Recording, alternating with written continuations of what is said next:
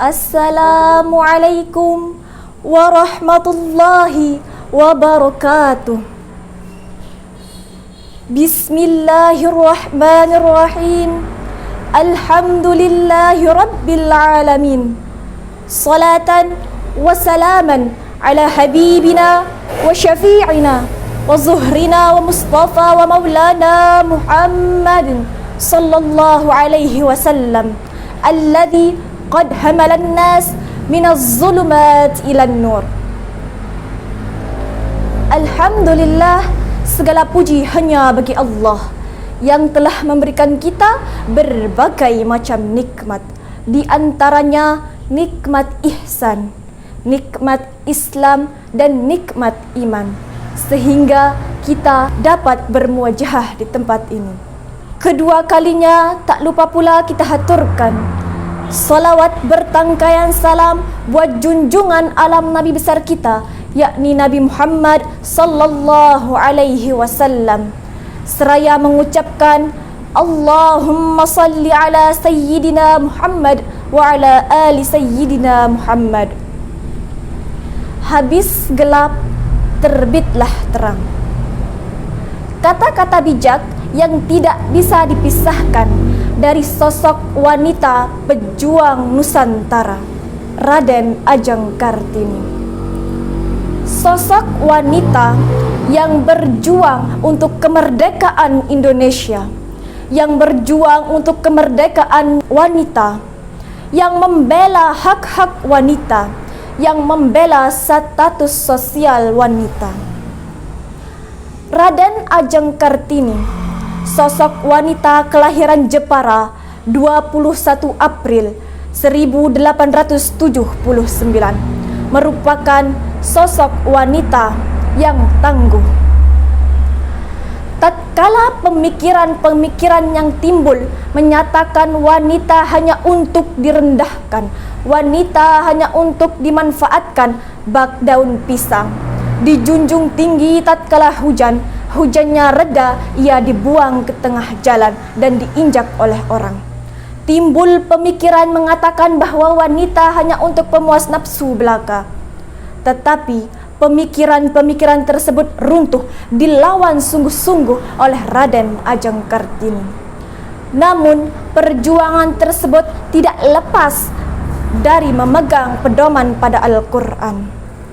Sosok Raden Ajeng Kartini adalah sosok yang berpegang teguh dalam Al-Quran, yang menjunjung tinggi nilai-nilai ajaran agama.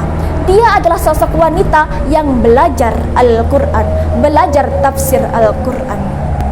Raden Ajeng Kartini adalah sosok wanita yang merupakan cucu dari seorang kiai.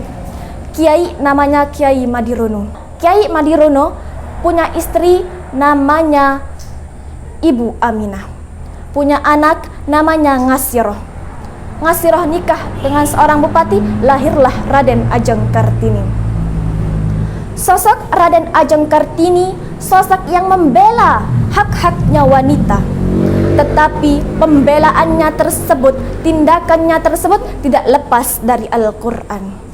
Beliau adalah wanita yang belajar Al-Quran, belajar tafsir Quran.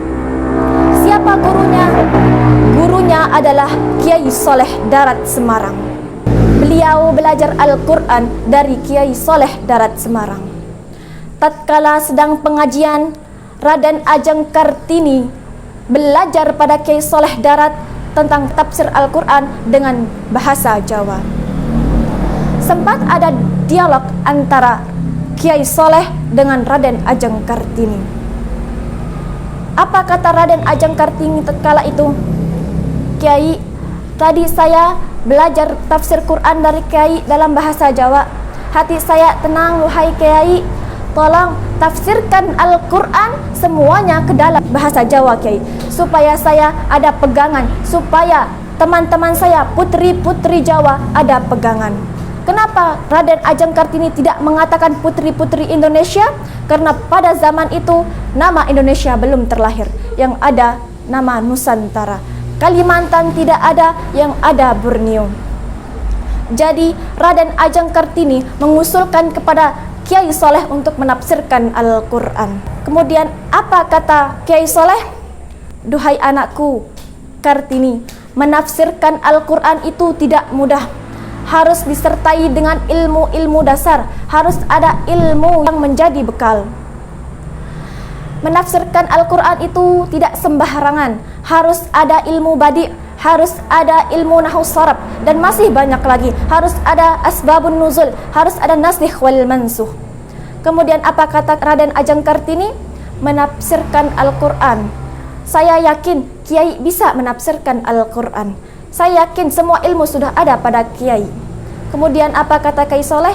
Kiai Soleh hanya menundukkan kepala, kemudian bercucuran air mata.